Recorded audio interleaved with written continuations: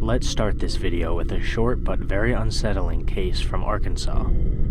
On June 9th of 1995, 6-year-old Morgan Nick attended a Little League baseball game in Alma with her mother. At around 10:30 p.m., Morgan asked if she could go catch fireflies with a group of friends, and her mother hesitantly agreed. At around 10:45 p.m., Morgan's friends were emptying sand out of their shoes a short distance from where Morgan was doing the same next to her mother's car. Her group of friends recall seeing a, quote, creepy-looking man talking to Morgan as she was putting on her shoes. Once the baseball game ended, Morgan's friends returned to their parents without Morgan. They told her mother that Morgan was waiting by the car, but she was nowhere to be seen. An investigation was launched, but there wasn't a whole lot of evidence to work with. One of the few things the investigators did have was a tip that the kidnapper may have driven a red pickup truck. There had been reports of the driver of a red pickup truck approaching children at the baseball field. Despite this lead, the authorities did not yet have any suspects. This changed, however, when the FBI announced that a man named Billy Jack Lynx was a person of interest in Morgan's case. He had been convicted of sexual indecency after an attempted kidnapping 2 months after Morgan's disappearance, and the victim of this attempted kidnapping had reported that the perpetrator drove a red pickup truck. Lynx had also previously been convicted of sexual abuse in 1992, so all of this information cast the suspicion on him. While serving a prison sentence, Lynx died in 2000. The FBI took possession of his truck and began investigating the vehicle. There were hair and blood samples found on the seats, but they didn't have enough DNA information to conclusively link them to Morgan. They did find something else, though. In the mat under the seats, the FBI discovered a blue-green cotton fiber. Why was this significant, you might ask? Well, on the day of her disappearance, Morgan had been wearing a blue-green Girl Scout t-shirt. The FBI conducted an analysis on the fiber, and it matched the shirt Morgan had been wearing.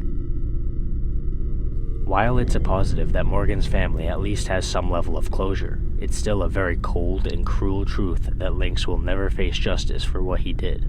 He was lucky that he died before he was implicated in Morgan's disappearance. As for Morgan's whereabouts, her body has never been discovered. This means that it's technically possible for her to still be alive, although it is unlikely. A dig was conducted on a piece of private land in 2002 after the police received a very specific tip, but this turned up nothing. An abandoned house in Oklahoma was also searched by the authorities, who brought cadaver dogs with them, but nothing was discovered. We can only hope this means Morgan is still alive somewhere.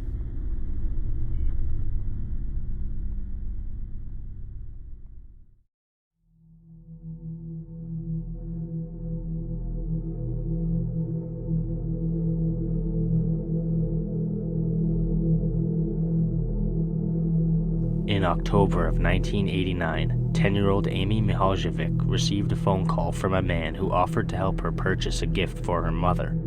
Being a trusting child, Amy agreed to meet the man in Bay Square Shopping Center, located in a suburb of Cleveland, Ohio. Upon her arrival at the shopping center, Amy was abducted by the unknown man who had made the phone call. Amy's body was not discovered until February the next year in a field off of County Road 1181 in Ashland County, Ohio. Based on the evidence at the scene, investigators believed Amy had been dumped there shortly after the abduction, suggesting the killer had been operating with a ruthless efficiency. From the coroner's report, it was concluded that Amy's last meal was some kind of soy substance, her body had yellowish gold fibers on it, and the killer had taken several souvenirs of his handiwork. Her horse riding boots, backpack, binder, and earrings were all missing. There was also evidence that the killer had committed unspeakable acts on the poor girl. The police were very obviously looking for a monster, someone with no moral code or passion for other human beings. The one positive in this fact was that the investigation was extremely thorough and generated thousands of leads. Dozens of suspects took lie detector tests, and 20,000 interviews were conducted in relation to the case. However, nobody was ever charged. In 2006, the authorities learned that several other young girls had received phone calls similar to the one that had lured Amy to her fate. In each case, the male caller would claim to work with the girl's mother and would say that they wanted help buying them a present to celebrate a promotion. This was a massive lead for the investigation. Several of the phone numbers the perpetrator had called were unlisted and therefore not public information. There had to be some way he had obtained their information, and if the authorities could find this way, it might lead to new suspects. Well, it didn't take long for the investigators to find out that every single girl who had received a call had visited the Lake Erie Nature and Science Center, which kept a logbook of its visitors. This logbook contained the phone numbers of the guests. DNA samples were collected from several suspects, and one of these suspects quickly lawyered up. In 2016, a blanket and a curtain were discovered near the area where Amy's body had been found. The blanket and curtain both had hairs on them that were similar to Amy's family dog. The authorities believe these were used to conceal Amy's body before she was dumped in the field. The most recent development in this case came in 2021 when the ex-girlfriend of an unidentified man alleged that her ex-boyfriend was likely involved in Amy's murder. At the time, this woman and the unknown man had been dating, and the woman claimed that her then-boyfriend had been uncharacteristically absent from their home during the time of the murder. He was also apparently located close to the abduction site at the time, and he called his girlfriend late on the evening of the murder, asking if she had seen the news about the abduction. Lastly, his niece just so happened to be in the same grade as Amy. When police interviewed this man, he reportedly made several suspicious statements, including that he had possibly met Amy's mother prior to the murder. The man failed a polygraph test, and DNA samples were obtained. The authorities got a search warrant for a storage facility, which turned up several items of interest, although these items have not been publicly identified. Two people who had witnessed the perpetrator leading Amy to his car also picked this man out of a police lineup, and the vehicle the man had driven at the time was consistent with the vehicle of the kidnapper. The carpeting in the man's vehicle also matched the yellowish gold fibers that had been found on Amy's body. All of this evidence has undoubtedly given Amy's family some hope that her killer will be brought to justice before long, but justice can never take back what he did. Whoever he is, he's a monster, and he represents the absolute worst of humanity. I hope Amy's family can finally have some closure.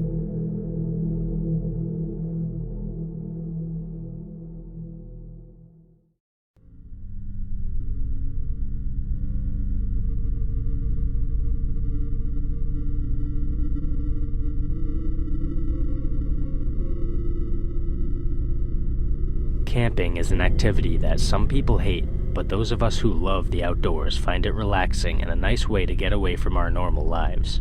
That was exactly the type of experience the Martin family was surely hoping to have when they visited the Great Smoky Mountains National Park in 1969. It was Father's Day weekend, and the camping trip was a tradition in the Martin family. They began with a hike, then camped overnight, hiked again once morning came, and camped overnight a second time. Or at least, that was their plan. On June 14th at approximately 4:30 p.m., 6-year-old Dennis Martin wanted to surprise the adults in their party by hiding behind a bush and jumping out at them. Being very young, Dennis wasn't much good at hiding. His father saw him walking behind the bush and figured out his son's plan, undoubtedly waiting to give him an enthusiastic reaction. Dennis's father waited, and kept waiting, and continued waiting, and the surprise never came. Dennis never reappeared from behind the bush.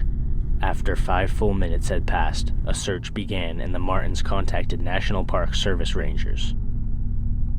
An early, obvious theory to consider was that Dennis had suffered some sort of accident and tragically died as a result. The area in which he had disappeared is known to have steep slopes, ravines, and numerous dangerous animals, including copperhead snakes, bears, bobcats, and feral hogs. Bolstering this theory was the weather.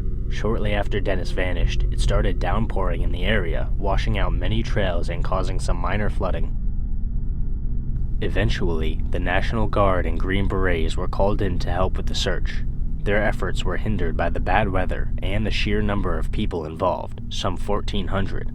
A set of footprints was found at one point during the investigation, however, and despite park officials dismissing the possibility of them belonging to Dennis, a retired park ranger named Dwight McCarter strongly believes they were in fact the footprints of Dennis Martin. You see, the prints indicated that the person was missing a shoe, which was not the case for anybody from the search party.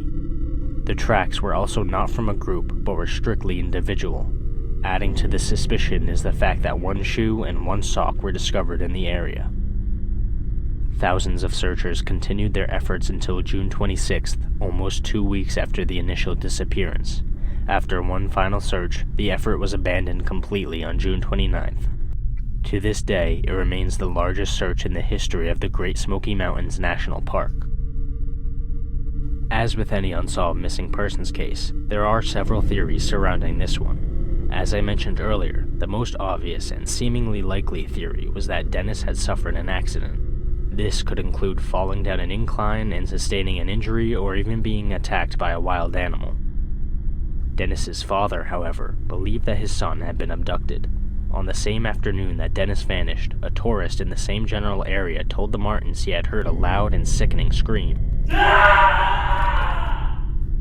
Shortly after this disturbing noise, he saw an unkempt man running up a nearby trail. The man entered a white car and immediately sped off. The official stance on this theory is that there is simply not enough evidence to conclude that Dennis was in fact kidnapped. So, what do you think? What happened to Dennis Martin? Was he the victim of some freak accident and the search parties never found his body for some unknown reason? Or was Dennis's disappearance the act of some disturbed individual who saw a sickening opportunity? Unfortunately, we will likely never know the truth for certain.